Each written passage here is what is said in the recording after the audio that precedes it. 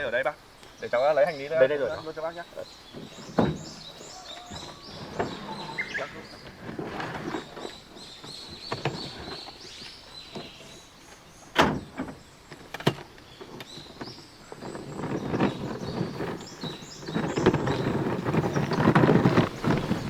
Đây bác. Ở đây được cái là thuận tiện đường đi lại, và lại cũng có nhà chắn rồi. Bây giờ bác chỉ đến sửa sang lại một chút là được. Vâng, đấy cũng là đôi bưởi mà cháu cũng thương lượng với chủ nhà cũng mua lại rồi bác ạ. Thì đấy, cái ngôi nhà thì nó hơi nhỏ một chút thôi, mới bếp.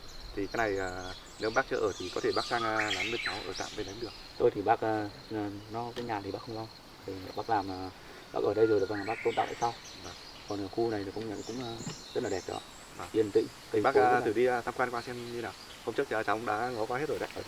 Hai bác cháu đi ngó thử được. Được cái ở đây thì cháu tìm hiểu ở đây ít người qua lại, rất thích hợp cho trồng trọt chăn nuôi, và ở đây sống bình yên bác ạ. Cháu thấy như này là bác thấy rất là đẹp đó, đi đấy. Thì ở chỗ này nó cũng đồi cây rồi không gian nó rất đẹp. Vâng, thì đúng nhu cầu bác muốn để cháu tìm cho bác là chỗ này là rất là hợp lý. Bác thì qua tham quan qua xem như nào.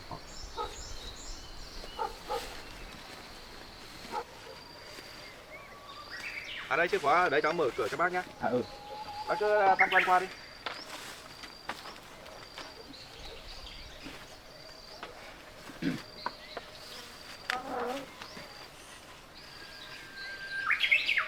Ở đây thì bác phải cải tạo thêm một chút đấy bác ạ. Thì bác về bác phải cải tạo rồi. Nhưng mà bác thấy ở chỗ này là rất là bình yên, sống yên tĩnh. Ở trên này thì đấy là nhìn không phải là bưởi đâu, mà họ ghép cả chanh rồi đấy. Thì cháu cũng bàn tán với chủ nhà là mình cũng lấy lại hết rồi. Thì bác về đây thì bác thích chăm sóc vườn dược thì nó rất hợp lý và thích hợp cho bác ở khu này. Bác thấy cây cối ở đây nó rất phù hợp với đất. Vâng, bởi vì đất ở đây thì cũng tốt bác ạ, nên là cây cối trồng rất là xanh tươi. Cháu cũng hỏi người ta thì người ta đòi 200 bác ạ, nhưng cháu bảo là bớt cho cháu một chút thì ông ấy bảo là 180. Thì theo ý bác có lấy được không? Nếu mà lấy được thì cháu gọi bác ý ra thì bác trao đổi trực tiếp với bác ý ở đây. Thế thì cháu gọi bác chủ đất ấy, ở đây để bác đọc. Vâng, thế để cháu gọi bác Trường bác ra đây bác trao đổi luôn trực tiếp với bác ý. Thế để bác ra bác lấy tiền bác. Vâng.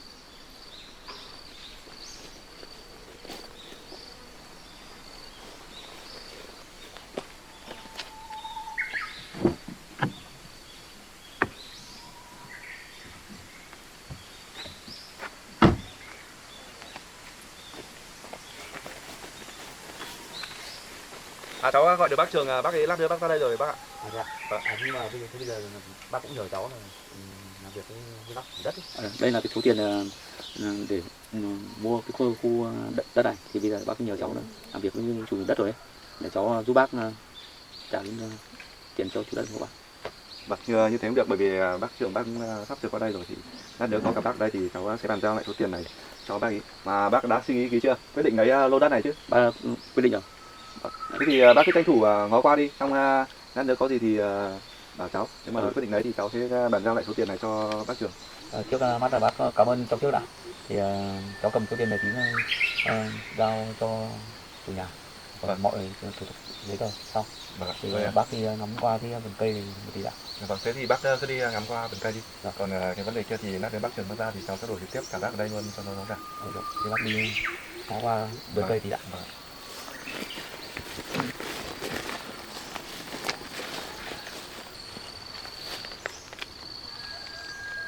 Hy vọng là nơi này sẽ là một nơi bắt đầu lại hành trình của bác, và cũng mong sao là nơi này là nơi bình yên, bình dị và bác sống về sau này.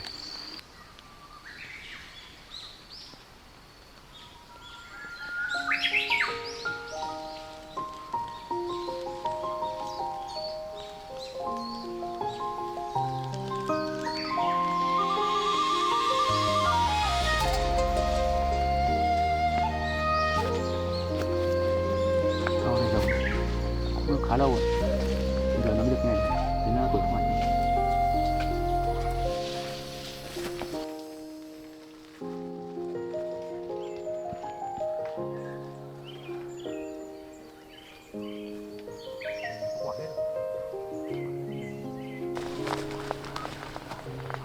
Chạy nhiều quả thế.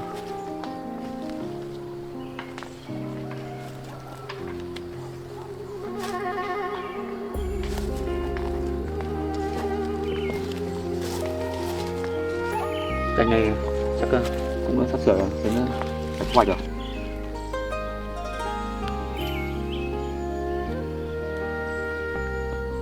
Thu hoạch tốt rồi.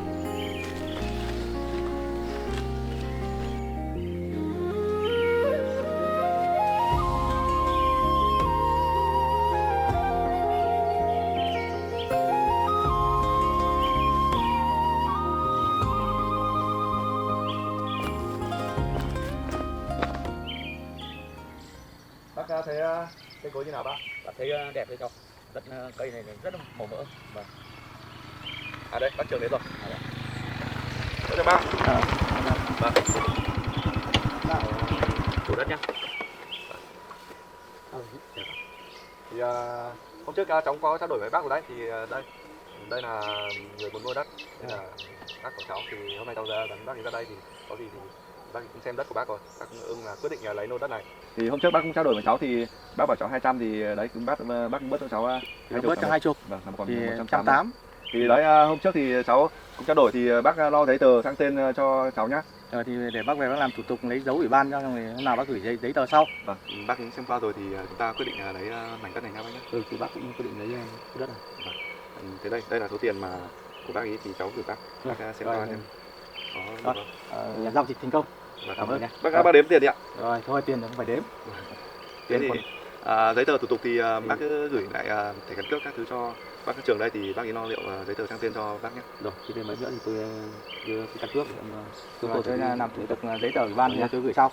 Vâng, thế được rồi, thế cháu có việc thì cháu xin phép bác, cháu phải đi đây. Có gì bác cứ trao đổi với bác Trường đây. Rồi, khi bận cháu cứ đi trước nhé. Vâng ạ. Chào bác nhá. Rồi, cảm. Có gì thì bác hỗ trợ bác hộ cháu nhé. Rồi, cảm ơn. Mời cháu đi ạ. Ông đếm lại tiền đi. Tiền thì tôi với lại cháu dắt nên là tôi quen biết thì tiền lấy ngân hàng ra thì không phải đếm lịt này. Thì còn cái giấy tờ thì để tôi gửi cái căn cước của tôi sang để ông giúp tôi cái giấy tờ. Hôm nào ông cứ gửi căn cước cho tôi lên ủy ban tôi làm thủ tục giấy tờ tôi gửi ông sau. Rồi, ok. Cảm ơn ông nhé, đã bán cho tôi cái khu vực Rồi, thì nhà tôi lâu ngày không có người ở, ông đến đây phải tu sửa lại nó cũng nhiều thời gian đấy. Rồi, cái đấy là tôi ở đây thì tôi tôn tạo lại sau. Rồi, tôi xin phép giờ tôi có việc tôi về trước. Rồi, ok. Cảm ơn ông nhé.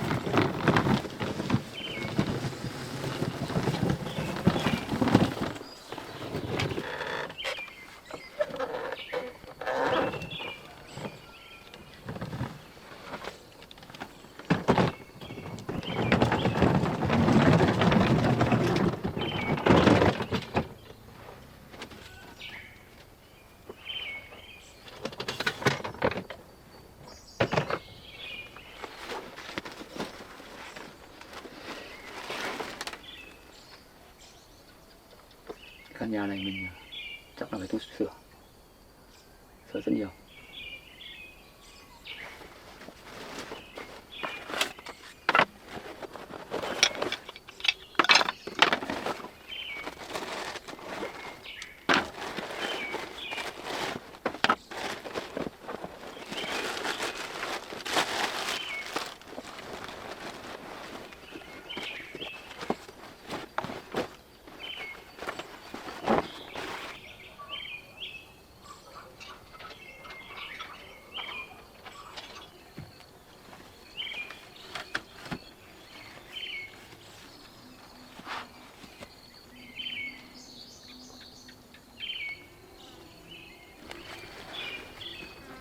Rậm quá, chắc là cần phải dọn dẹp lại cái cỏ này, tu sửa lại cái bếp.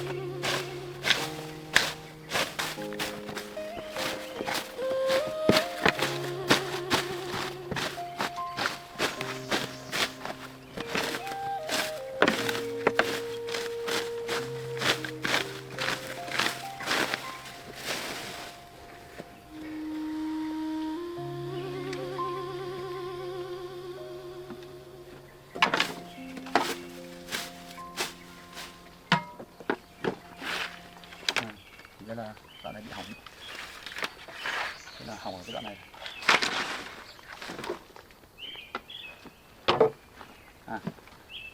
Tận chỗ này vẫn còn nước.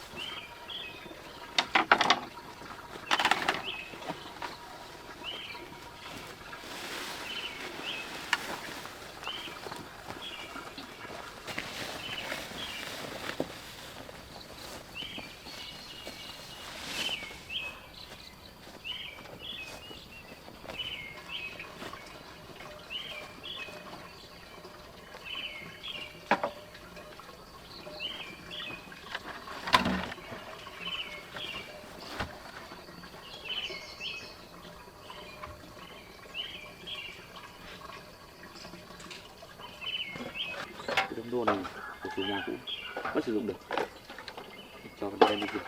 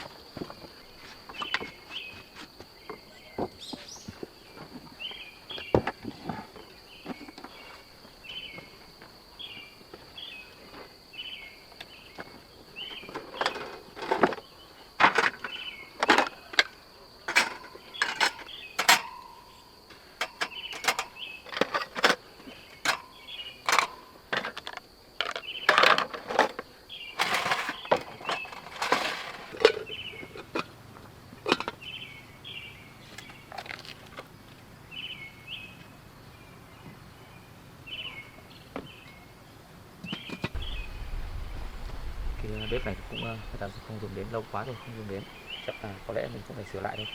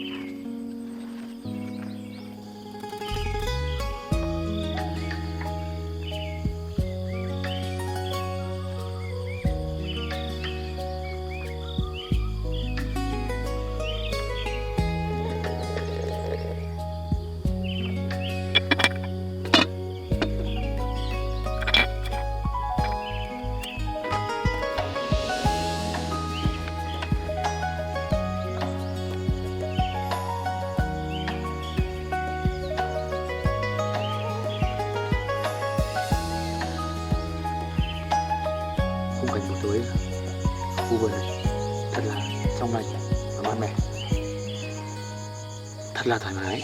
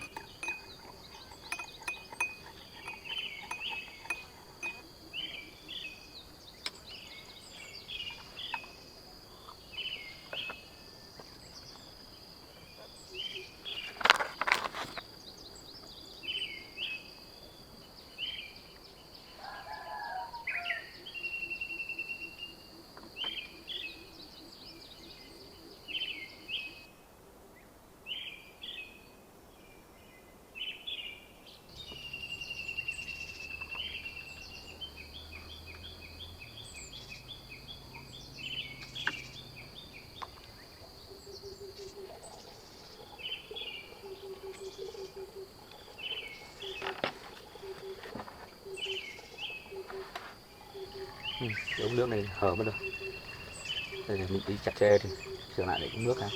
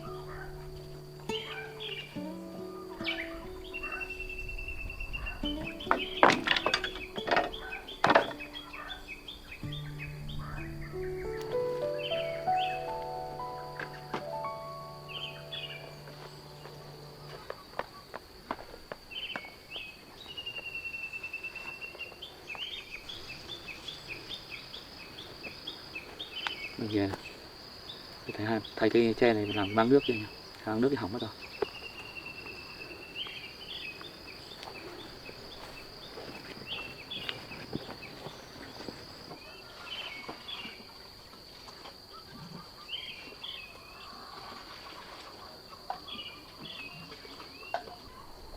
Cây thì nước khả năng chọn cái này cho nó hợp lý.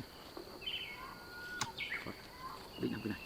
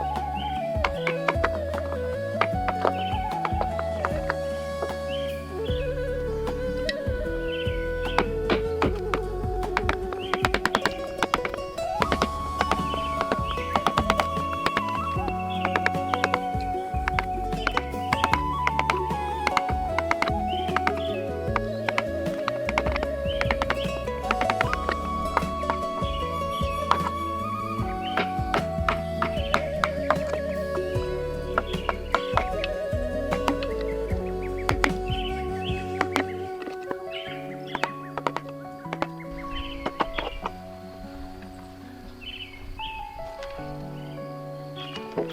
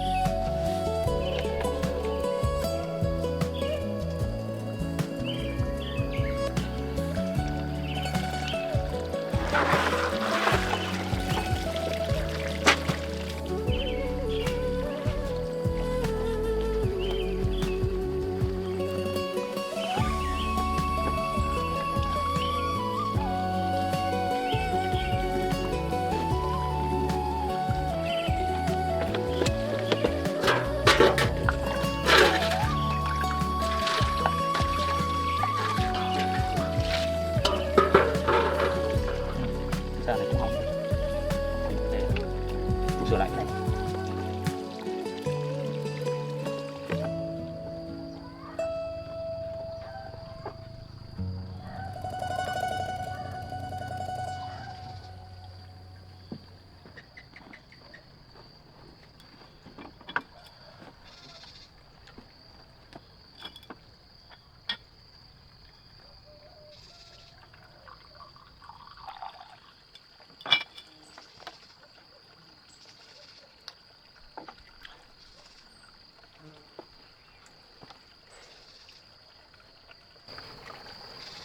Chiếc xe này phải cho cháu dắt mà cháu cũng không nhận, nghĩa là đấy đây đường xá nó chật chội, đường nó hẹp, để mình cũng đưa về đấy về nhà, khi nào cháu dắt cần thì cho cháu lấy cháu đi, mà cũng báo tin cho mẹ biết mình đã về đây này ở.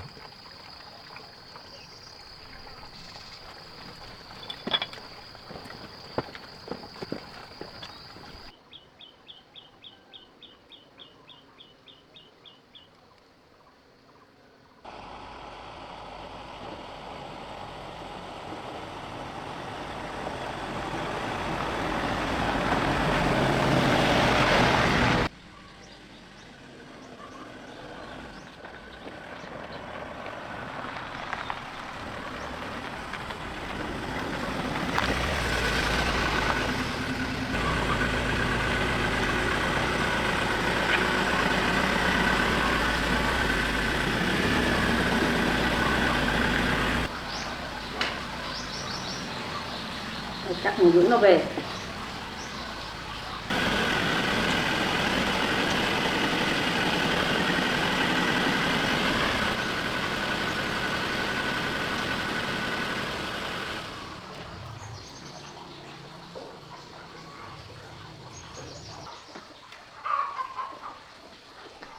Mẹ ở nhà. Không đi làm con. Nay con Không đi làm đâu, về rồi này. con hôm nay con đi. Đây nghỉ. Về việc tí. Mẹ để Uống nước đi con.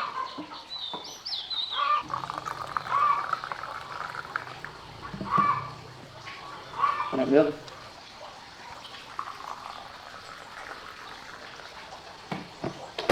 Uống nước đi. Vâng. Mẹ ăn cơm chưa? Mẹ ăn cơm rồi, thế con ăn cơm chưa? Con cũng ăn rồi mẹ. Con ăn chưa ăn cơm thì mẹ bảo cô giúp việc cho ăn cơm, sắp cơm cho mà ăn. Con ăn rồi. Thế độ này công việc làm như thế nào con? Công việc con vẫn bình thường. Thôi bây giờ công việc của con thì ổn định là mẹ cũng mừng rồi. Bây giờ giữ gìn sức khỏe, giờ có tuổi rồi không có làm nhiều. Sức khỏe giờ là vốn quý con ạ. Vâng, con cảm ơn mẹ. Nay con có chuyện muốn về muốn thưa mẹ. Thế có công việc gì đây? Công việc của ở công ty thì con đã sắp xếp ổn thỏa rồi mẹ. Con cũng quyết định mua đến một lông trại về đấy thì trồng trọt và chăn nuôi, có một cuộc sống bình yên. Nếu con quyết định như thế thì mẹ cũng ủng hộ các con, ủng hộ con thôi, nhưng mà làm cái trang trại này thì cũng vất vả đấy con ạ. Mẹ yên tâm, con đã là một người lính, việc đấy con làm được mà mẹ. Thế giờ con làm ở đâu? Mua trang trại ở chỗ nào? Con cũng nhờ cháu Đắc mua cho một cái lông trại ở gần chỗ cháu Đắc, thì con đã xem rồi và con đã mua rồi mẹ. Thế thì mẹ cũng yên tâm, ở gần chỗ mẹ con là cô lợi thì mẹ cũng yên tâm. Vâng, con cảm ơn mẹ. Còn mẹ cũng không phải lo cho con đâu. Mà Mẹ con nó cũng về đây con nói chuyện với mẹ là cái chiếc xe này thì con cũng không đi đến, bởi vì xe này là xe của cháu dắt, thì cháu đã bán để cháu lo về công việc, nhưng mà con lại đi chuộc về cho cháu dắt, thì cháu dắt cũng không sử dụng đến, thì con nó cũng mang về đây con để ở nhà, bởi vì công việc của con ở Đông Trại thì đi xe nó không tiện, thì con đi bằng xe máy để cho nó tiện trong việc đi lại hơn. Thế thì con cứ để đây, khi nào cháu nó cần thì nó vào nó lấy. Và Thế còn cái xe cũ của con đâu? xe cũ của con thì con bàn giao cho công ty được ạ. Bây giờ con để thêm ô tô này ở lại thì con cứ lấy xe máy cũ của con trước rồi để ở nhà đấy con đi. Vâng. Lấy phương tiện là đi. Vâng. Thế con có trang trại thì con mang con này đi vào đấy mà cho nó coi. Vâng. Con này cũng nhanh lớn thật mẹ. Nó ăn khỏe lắm. Dạ. Vâng. Cho nó vào đấy cho nó coi trang trại. Vâng, thế thì để con mang đi về Đông Trại con để chăn cho nó vui. Thì tí lát nữa thì con cũng đón con Bốp đi, con mang cái xe máy con đi vào Đông Trại để cho nó vui. Mà ở trong Đông Trại thì con còn ít chút việc, thì có xin phép mẹ là con cứ đi vào đấy con làm nốt đi công việc đấy. Thì mẹ ở nhà thì giữ gìn sức khỏe. Thế để mẹ lấy cái giỏ con mang đi, xong là con đưa chiếc xe máy đi. Đây con cho ở đây con mang đi. Vâng, để con bắt con Bốp đi. Cho đây con mang đi, còn cái xe máy chìa khóa vẫn ở xe máy con ạ. Thế vâng, đây để con cho Bốp này vào đi đã.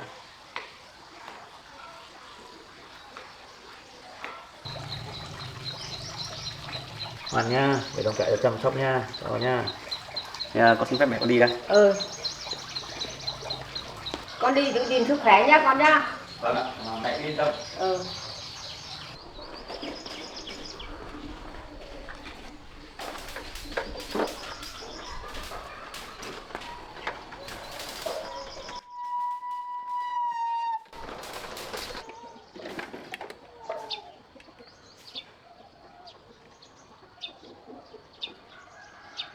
Con chào mẹ con đi.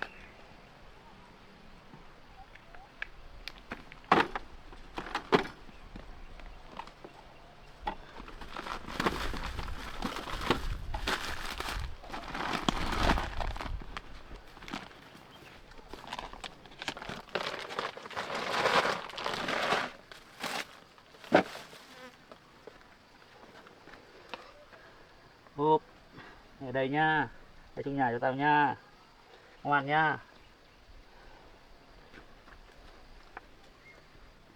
Đây là nhà mới của Bốp nha, Bốp ngoan nha.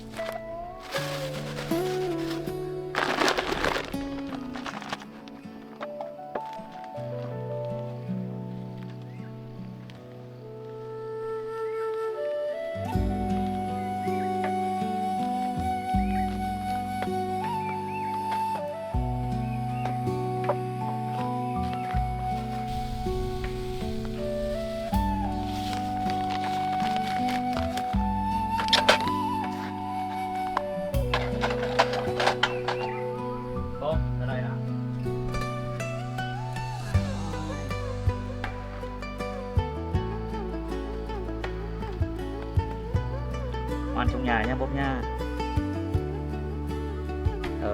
Bây giờ cũng muộn rồi, đi nấu cơm tao mẹ ăn nhá Bốp nha.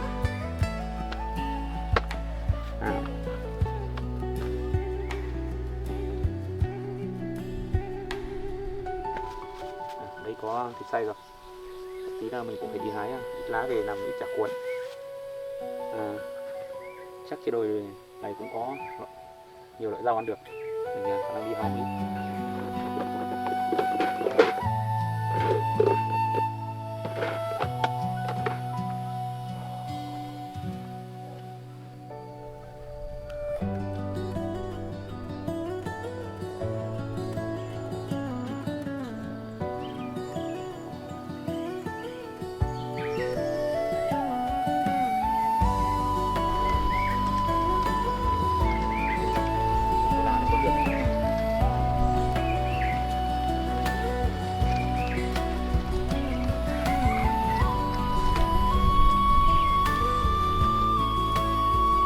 Lá này rất thơm, bột chả rất ngon.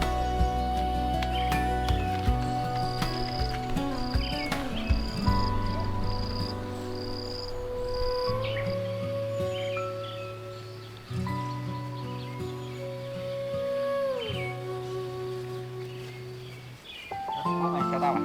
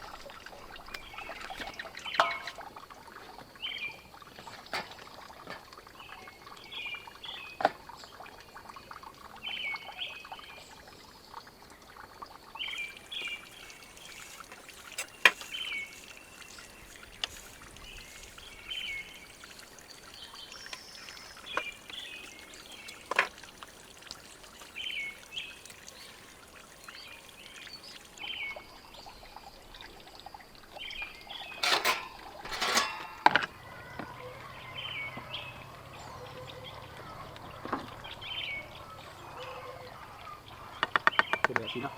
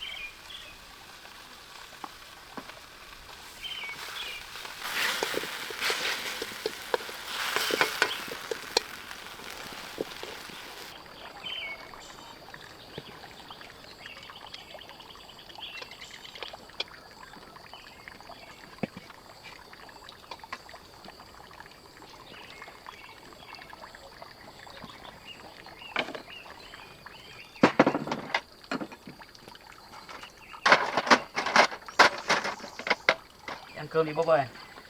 Nào.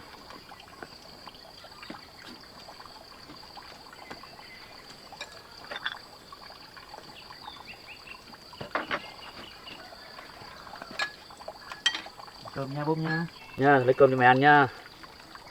Rồi.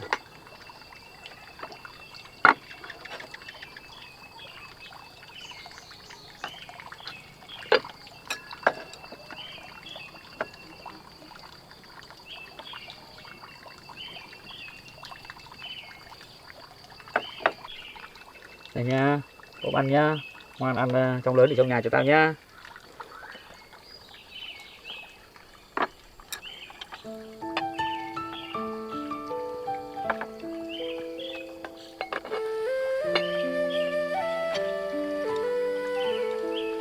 Ta ăn sớm một tí để mai còn làm việc nha bố nha.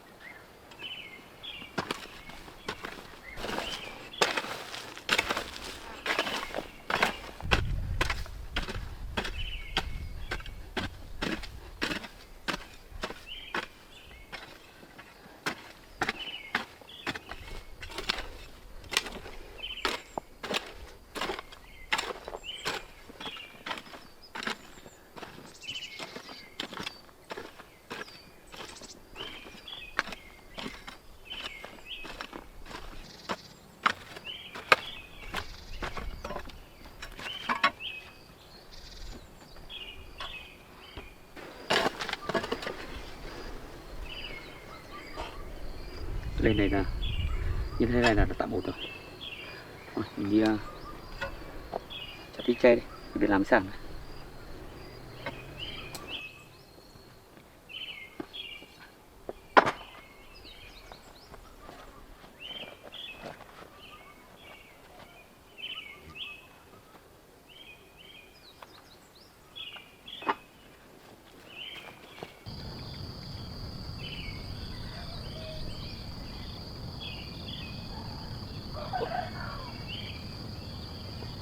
Tao đi cắt tre.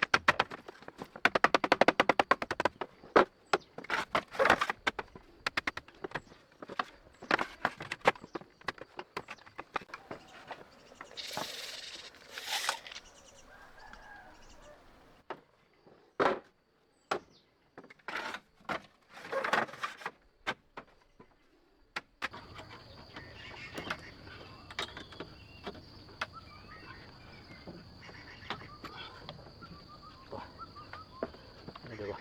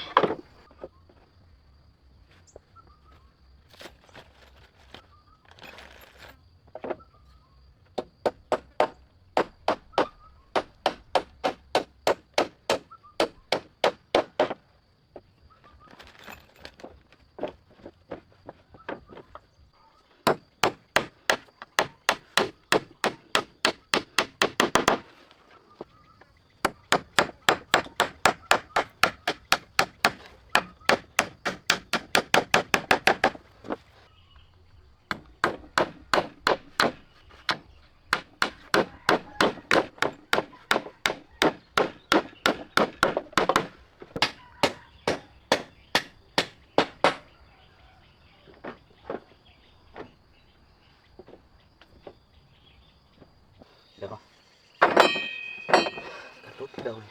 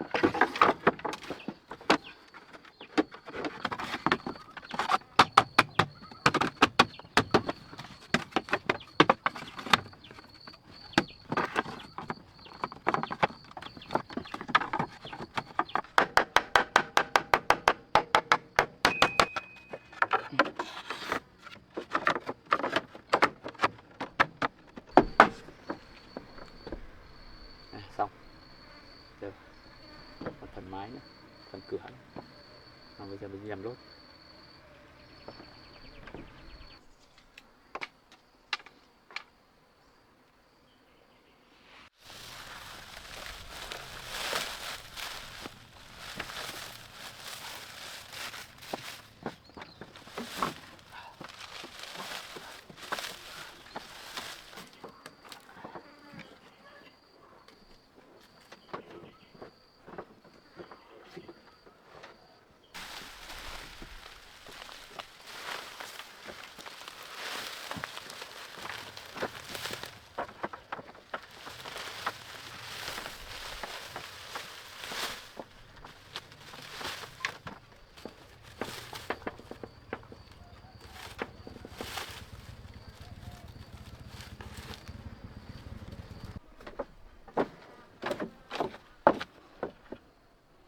Phần này đã xong rồi.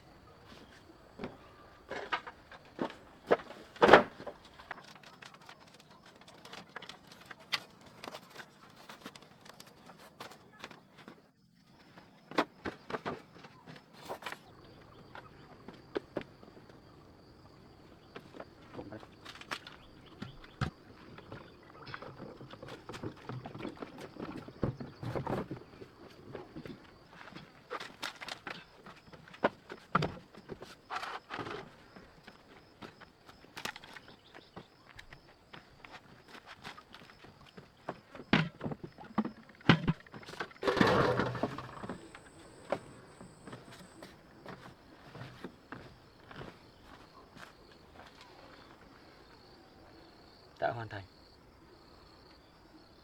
một công việc nhà tắm, chỗ rửa đồ đã xong.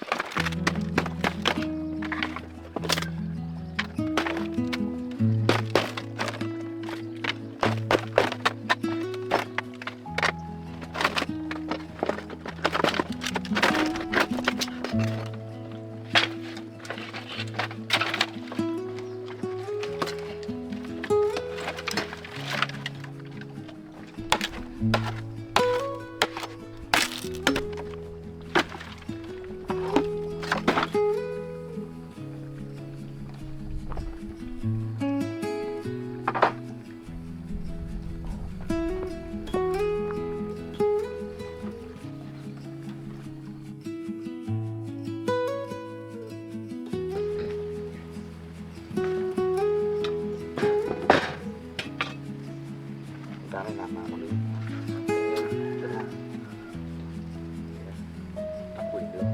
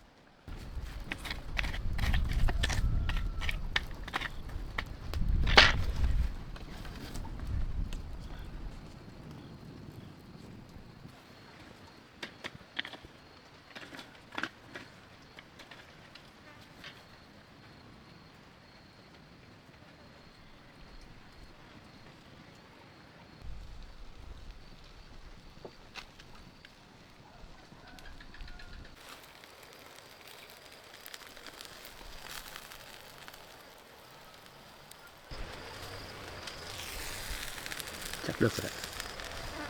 Chín rồi, thôi. Đấy, thế rồi.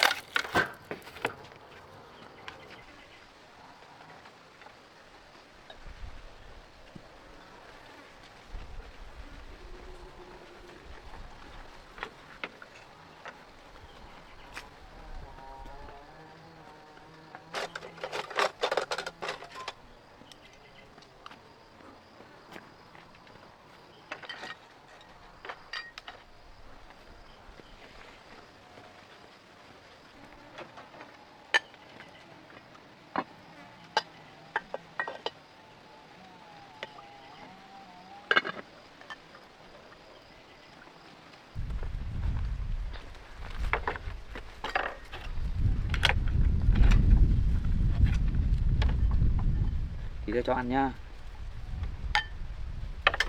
Nha, để lấy cơm cho bố ăn nha.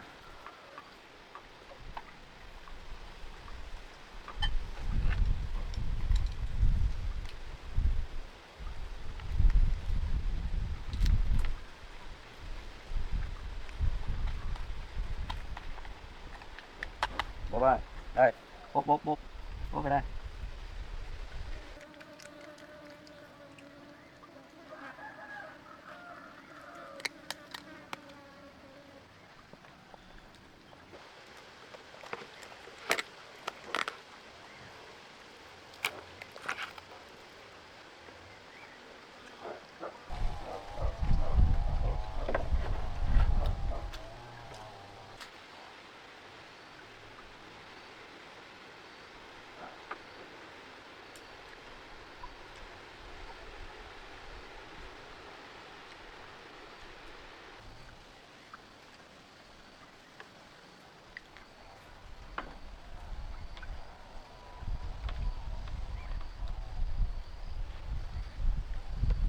Này, bố này, chịu khó ăn đi nha bố nhá.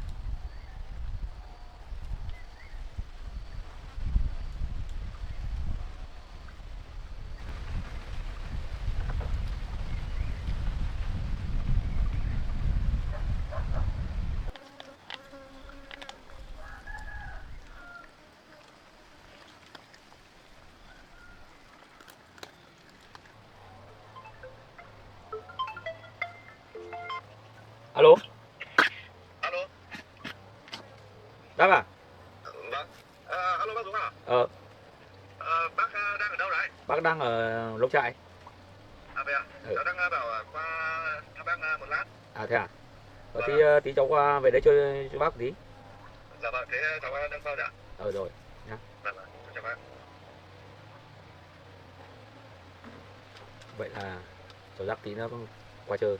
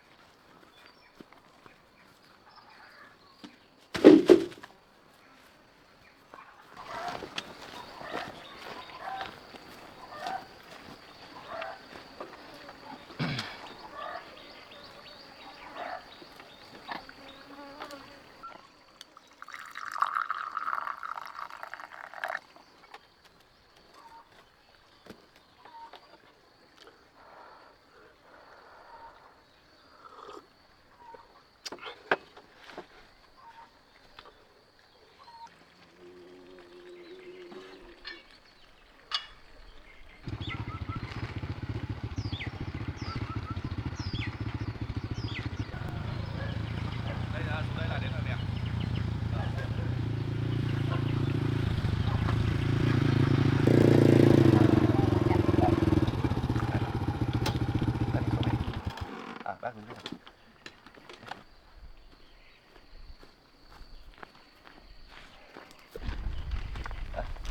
Đó là Chào bác. Vâng. đây ạ. Vâng, Thì hai mẹ con vào trong này chơi uống nước. vâng ạ. Bác đang làm gì vậy? Bác đang ngồi nghỉ ngơi uống nước. Vâng. Đây cháu qua thì tiện cháu bảo là đưa mẹ cháu qua đây luôn thăm bác. À, mẹ cháu có mua ít đồ cho bác để cháu cất vào nhà cho bác. Cho bác xin. Em đưa mũ đây nha, cất vào nhà trong nhà cho. Em ngồi đấy uống nước. Đây ạ, bác đã dọn dẹp được ở đây sạch sẽ và ngăn nắp hết rồi nhỉ? Bác mình cứ túc tắc một mình thôi, cứ túc tắc làm. Bác vừa làm cái nhà tắm à? Bác mới làm nhà tắm xong. Vâng. Ngồi nước đâu. Đấy mẹ thấy ở đây thế nào mẹ? Ở trong này cây cối đầy đủ hết nhỉ? Có cả bưởi, cam này. Có cây cối sẵn đây này thì mình cũng đỡ phải tái tạo, mà mình có thể là chỉ mất công chăm sóc là thu hoạch được con nhỉ. Vâng, ở đây được cái là cây cối người ta đã trồng đầy đủ hết cho mình rồi, mà bây giờ chỉ chăm sóc xong Em chờ ngày thu hoạch thôi. em nước xin. kia. Đấy. Vâng. Cháu với bác nữa nhé. Em nước. Vâng ạ. Cái ở đây nó yên tĩnh, nó thoải mái lắm cháu ạ. Từ hôm về đây bác cảm thấy thế nào? Bác thấy ở đây thì được cái là nhất là buổi tối Dạ. nó thoải mái lắm, vì không khí nó mát mẻ. Được cái là yên tĩnh và rộng này thì bác muốn làm gì thì nào. Ở đây bên này là cũng đất của nhà mình đấy. Ở này bác quy hoạch định trồng gì?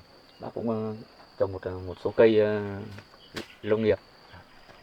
Được cái là đường ở đây nó cũng thuận tiện, nó vào ra tận đây luôn. Đấy, đường bê tông đi đổ vào tận nhà mình luôn. Đường bê tông đi qua, em ra đi cả khu vườn của mình đây là bê tông gần như bao quanh hết. Anh uống nước đấy ạ. Em nước. Thời tiết hôm nay cũng oi bác nhỉ? Trời mấy nay nó cũng nắng nóng. Mà bác ở đây còn phải sửa sang lại nhiều đấy. Thì thời tiết mà nắng nóng thì bác cứ giữ gìn sức khỏe bác nhé. Thì bác thì cũng cứ túc tắc để gọi là mình tôn tạo lại dần dần, khôi phục nó, rồi là đâu sẽ. Thời gian còn dài nên bác làm gì thì cứ không dần cũng được bạn. Mẹ có đi xem qua đồi bưởi của bác không? Đây, dưới này là bưởi em ạ, trên kia là chanh, cây ăn quả, nhiều loại cây ăn quả, một hàng cong hai bên. Đấy, đúng như mơ ước của bác ngày xưa đi cùng trường cùng cháu, bác cũng đã kể với cháu về chuyện là sau này bác về bác cũng chỉ cần một khu vườn nhỏ và một cái nhà bình thường để bác về bác ở tuổi già thôi. Đúng là như mơ ước. Về đây thì họ đã trồng cho một ít ngô rồi, sẵn có rồi. Thì từ đây bác cũng làm chuồng gà để chăn nuôi thì gà. Ở đây thì chăn nuôi thì cái nó rộng rãi cho họ. Nhưng mà bác cũng nuôi ít thôi chứ nuôi nhiều lại vất vả chăm sóc, nóng vất bác ạ. Đấy là cái thú vui mà cháu. Nó vui cười nhà vậy. Nhưng mà bác cũng cảm ơn Giác đã tìm cho bác một chỗ bác quá ưng ý. Vâng ạ. Được cái ở đây thì nó có cây cối sẵn rồi. Như cho thấy thì mảnh đất này thì cũng phù hợp với nhu cầu của bác. Nên là bác ở đây thì bác cũng thích vào đây luôn. Về bác ở đây bác thích mà. Đến đây cái là bác ưng ngay. Được cái điện Con nghe điện thoại đi. Alo. Tôi đang có chút việc. Sao cậu? À thế à? Được rồi. Tầm 15 phút nữa tôi qua đấy. Rồi. Chào bạn nhé. Cháu qua bảo là định cùng bác nấu nướng ăn một bữa cơm, nhưng mà thôi cháu lại có việc cháu phải đi rồi. Thế thì mẹ về luôn không hay là mẹ ở đây nhá? Thế Giác bận công việc thì cháu cứ đi giải quyết công việc đi. Xong tí nó quay về đây thì bác nấu cơm thì ở đây ăn cơm với bác. Dạ thôi, thế thì mẹ cứ ở đây ăn cơm với bác nhá. Con có việc con về trước một lát. Thì chắc cháu để xin phép bác hôm nào cháu đưa cả Tử Tiên qua đây ăn cơm với bác luôn. Thì hôm nay chắc có mẹ cháu ở đây thôi. Thì cháu có xin phép bác nhá. Công việc xong thì cố gắng về. Dạ thôi, để hôm khác cháu qua. Thôi thế thì công việc cháu bận thì công việc thì cháu cứ đi giải quyết công việc đấy ạ. Chỉ lúc khác đến ăn cơm với bác nhá. Thế thôi mẹ ở đây nhá. Con đi giải quyết công việc đi, đi cẩn thận con nhé. Vâng, cháu xin đây nhá. Cháu đi nhá. Mẹ ở đây nhá. Con đi ạ. Đi cẩn thận con nhé. Cháu đi ạ.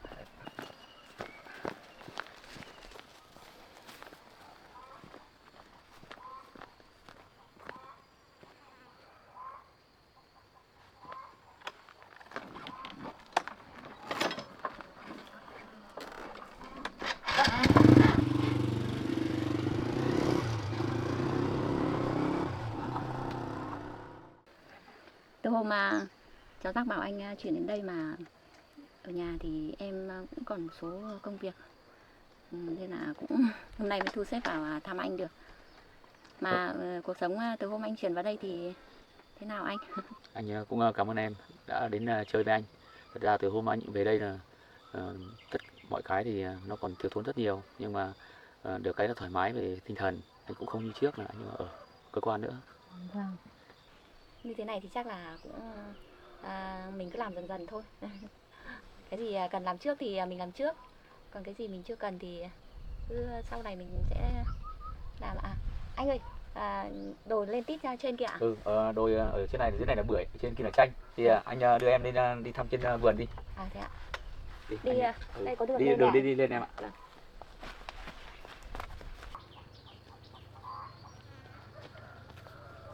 Đây này, họ cũng đánh đường sẵn rồi anh nhỉ? Cái này đường người ta làm để trước người ta làm để thu hoạch đấy. Thế ạ.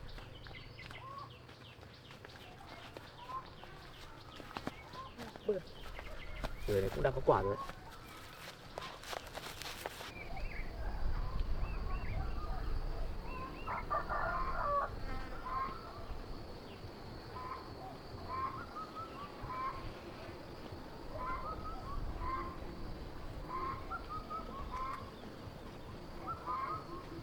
Đấy là vườn chanh ở đây em. Đây ạ. Anh nhìn đổ lên trên này chanh hết. Chanh có quả hết rồi anh nhỉ? Chanh có quả thì nhiều em. Vâng. Sai nhiều nhỉ? Chanh này đang sai quả lắm ạ. Đây đi lên chỗ này em. Đây đi. Đi cẩn thận nhé, lên ngang bờ. Chắc không sao anh ạ. Đây, thì may quá. Cái dép trơn quá anh ạ. Em đi lên cẩn thận nào. Trơn quá cái dép. Được cái ở đây thì chủ nhà trước họ làm cái hệ thống nước phun tự động hết em ạ. Thế ạ anh. Cho nên là nó sẵn rồi, nên mình cũng không phải là đi tưới thủ công nữa. Chắc là các cái chỗ này là cái vòi đấy là cái vòi nước tưới tự động. Thế đúng rồi, là giống cháu Giác ngày trước cháu Giác nó cũng làm cho Thủy Tiên ở vườn rau, thế là sai nhỉ? Cái chanh này nó cũng Anh ơi, cái quả bé nó ra nhiều lắm anh ạ. nó ra quanh năm, lúc nào cũng có quả.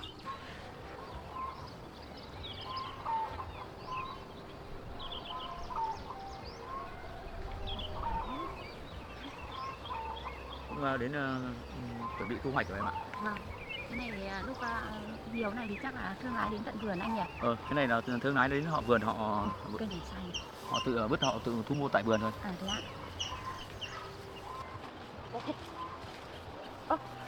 Anh ơi, đây nhìn thấy sông ạ? Ở đây sông này, đây là cái cảnh đây là xung quanh đây là sông hết em ạ. Thế ạ. Đấy là nhà cái ông chủ này, ông ấy thiết kế cái khu vực này cảnh rất đẹp, đường đi xung quanh. Vườn hết cả bên kia để anh ạ. Bên kia là bên kia sông. Ở đây Sông được cái là lên trên đỉnh này nhìn thấy sông này là sông Gâm anh nhỉ? Đây là sông Gâm. Sông Gâm nước trong thật đấy. Còn mọng nước lắm này. Nếu mà mình tưới nước đủ thì nó mọng gì anh nhỉ? Cái này năm nay nó không có mưa, mình đều phải tưới nước ở bể ra hết.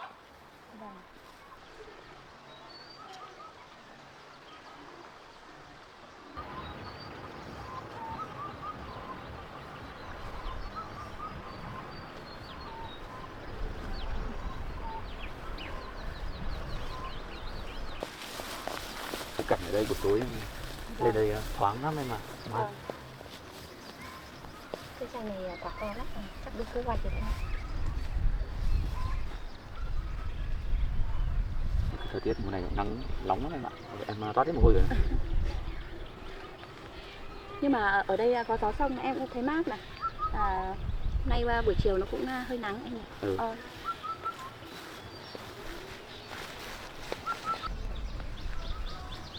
Bên kia đồi cây cao. Đấy là cây lâm nghiệp em ạ. Vâng.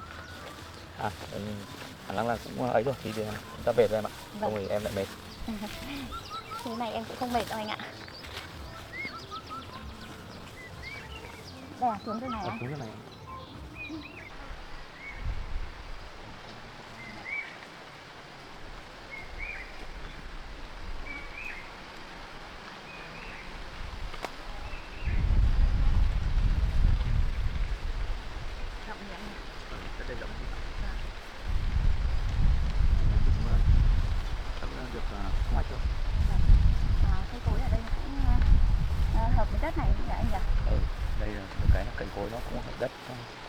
trong lành.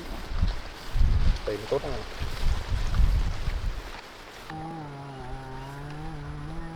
Anh ơi, mặt trời xuống núi đẹp chứ kìa. Ở đây thì buổi chiều mặt trời nó xuống núi đẹp lắm. Vâng ạ. Sáng sớm thì mặt trời nó lên thì không khí ở đây nó thoải mái lắm. Bưởi này là bưởi da xanh anh nhỉ? Bưởi này là bưởi da xanh. Vâng. Em trước đây cũng hay vào nông trại của Văn Minh ấy. Nên là bác cũng bảo em là nếu mà bưởi da xanh thì lá nó xanh hơn bưởi diễn anh ạ.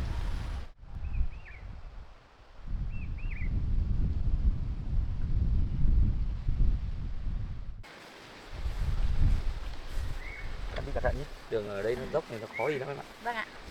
Em trước đây em cũng đi leo đồi suốt mà anh.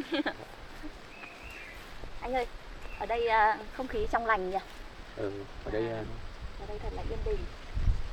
Nhưng mà em thấy ở chỗ cháu Giác phong cảnh nó đẹp hơn và nó bằng hơn. Ở trong này thì cây cối thì rộng nhưng mà cái khu vực mình ở thì nó không được đẹp mấy em nhỉ?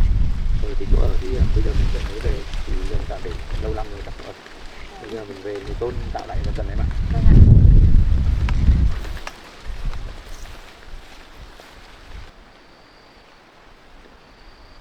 Ở đây thoải mái lắm em ạ.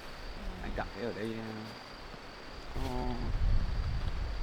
không khí nó mát mẻ, trong lành. Đi trước đi tiếp. Chỗ này dốc anh nhỉ? Đường dốc này nó khó đi. Vâng ạ. Ô, anh ơi, một cau. Cau này. Hàng cau này đẹp nhỉ? Vâng. Từ trên cái xuống là một hàng luôn anh nhỉ? Đấy, hàng cau này đẹp. Cái buồng này với cũng lấy được buồng.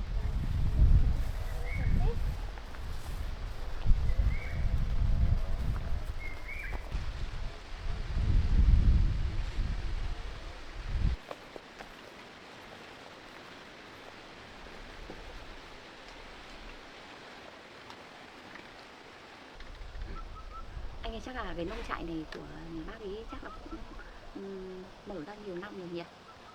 Bác cũng trồng cây cối đầy đủ hết các thứ. Đấy cái hôm mà em nói chuyện đấy là hôm sau thì anh với cháu Giác cũng đi vào đây luôn. Thế thì đi vào đây thì anh cũng rất bất ngờ. Có những cái vườn cây ăn quả nhiều cây lâu năm, anh thấy anh ưng luôn đấy. Thế là cũng quyết định để mua lại cái cục này. Vâng, mua lại được cái chỗ như thế này thì cũng rất là thích anh nhỉ. Tại vì mình không phải gầy dựng nữa. Nếu mà mình bắt đầu trồng cây thì cũng phải mất vài năm. Như thế này mình chỉ cần chăm sóc và là mình được thu hoạch. Nhưng mà chỉ mỗi cái là ở trong này em cũng thấy là cái đất nó không được bằng phẳng như ở chỗ cháu Giác. Cái ở đây thì nó cũng nó đất đồi nhưng mà nó đồi nó cũng không cao. Dòng cây thì như này nó cũng là có tí em ạ. Thì thôi thì từ ngày hôm anh về đây giờ thì cũng công việc được tôn tạo lại mấy thứ, hôm nay cũng bận rộn quá cũng chả lên thăm em được. Vâng Thế dạo này em có khỏe không? Em cũng bình thường anh ạ. Thế thì tốt rồi. Thế còn cái vai của em như nào, đau không? Vâng, cái vai của em thì từ hôm cháu Giác mua thuốc đấy thì em uống nó hợp với thuốc đấy thì từ hôm ấy em cũng đỡ nhiều rồi anh ạ. Thế thì tốt rồi. Vâng ạ. Thì hôm nay thì em cũng đến đây chơi ở cái không gian vườn của anh, cũng lần đầu tiên thì ở đây ăn cơm với anh. Tí nữa thì cháu Giác cháu cũng về thì cũng bảo cháu Giác cũng Thủy Tiên đến đón em thể. Nhưng mà chắc là cháu Giác có công việc bận ý, thì có khi là thôi để lần sau em xin phép lần sau xuống ăn cơm với anh, chứ còn hôm nay thì em cũng còn một chút việc ở nhà nữa em cần giải quyết. Cháu Thủy Tiên thì cháu cũng đi thu hoạch ấy, bé già ngày nào cũng đi thu hoạch, em cũng thấy thương cháu quá. Thế nhưng mà lúc nào cũng chỉ thích đi thu hoạch thôi, nên là nhiều lúc muốn khuyên con bé ở nhà nhưng mà con bé cũng không chịu anh ạ. Thôi để lần sau cũng được, thì lần sau thì nhất định là phải đến đây ăn cơm với anh một bữa đấy. Vâng, thì cũng gần đây ấy, thì em với lại các cháu còn sang ăn cơm anh đều đều ạ. Thì cũng ngồi chơi một tí nữa thì đợi cháu Giác cháu về đón có thể. Vâng, thế để em gọi xem là cháu xong công việc chưa. Thôi em không phải gọi đâu, thì anh đưa em về. Nếu mà thế thì chắc là cháu mấy hôm nay cũng bận anh ạ, cháu cũng phải giải quyết nhiều việc ấy. Thôi cứ để cho cháu dắt công việc cho nó đi, cho nó giải quyết công việc đi, để anh đưa em về. Vâng ạ. Thì anh đi vào anh lấy mũ. À, anh lấy mũ của em ở trong đấy nữa không? Ừ, rồi anh em vào lấy luôn. Vâng ạ.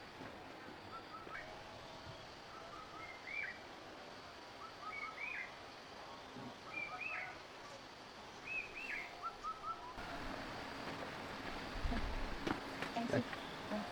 Để anh khóa cái cửa lại.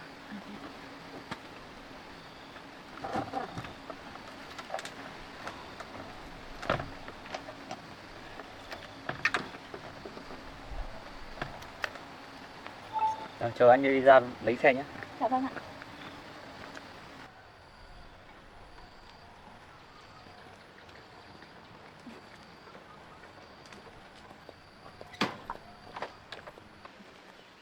Đây cho anh ạ.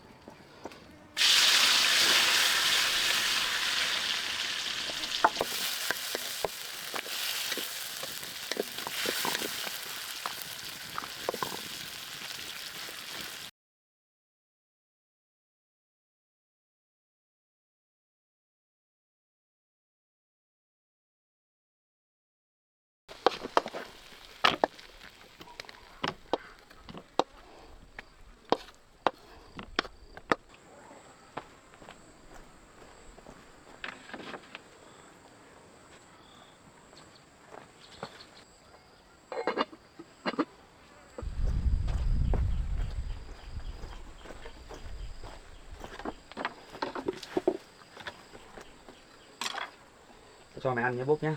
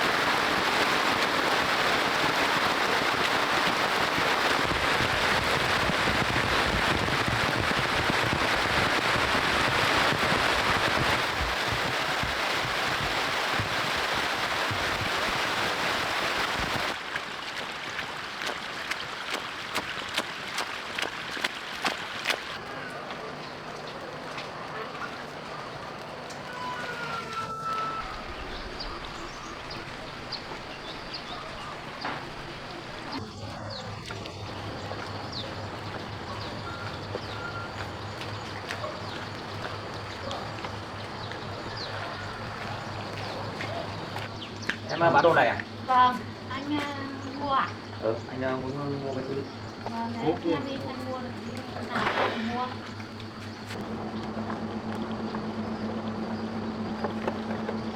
Anh vừa đi bắt cua về à? Anh vào trong cái núi kia anh vừa bắt được ít cua. Được nhiều thế nhỉ?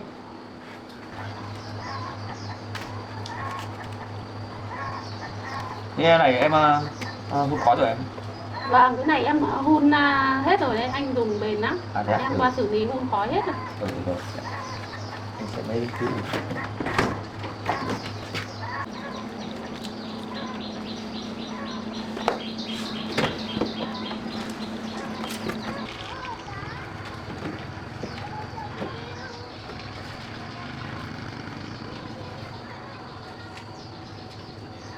mua cái chưa đây?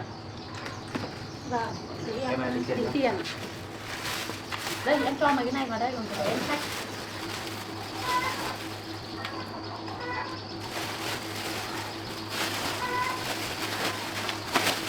Anh có mua thêm cái thúng này nữa không anh? À, cái thúng này thì anh cũng chưa cần đến em ạ. Nào anh cần đến thì anh mua sau. Vâng, cái này của anh tổng là 200.000. À, thế à? Thì anh em gửi tiền.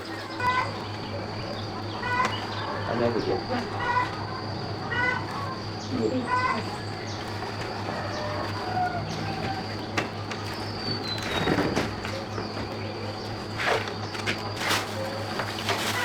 Nghe này nhá. Vâng.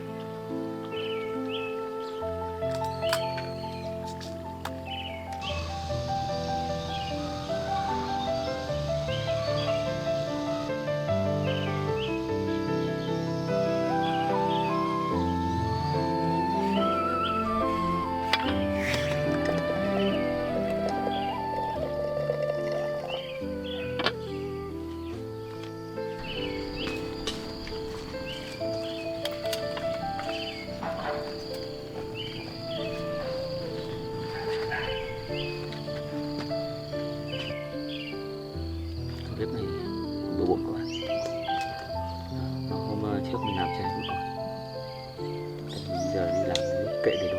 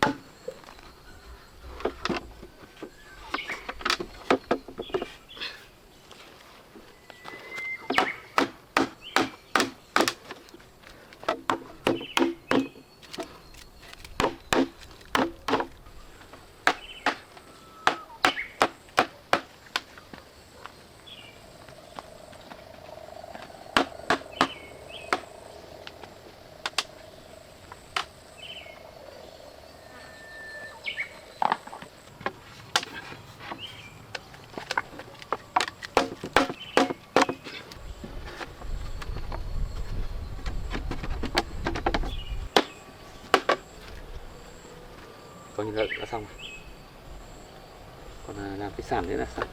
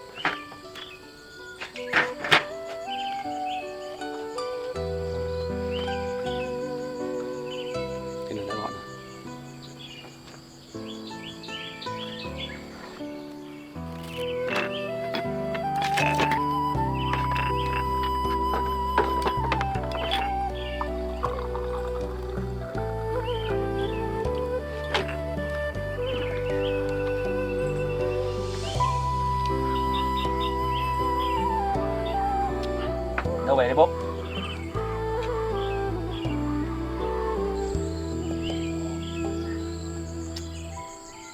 Tao chuẩn bị bữa tối nha bốp nha.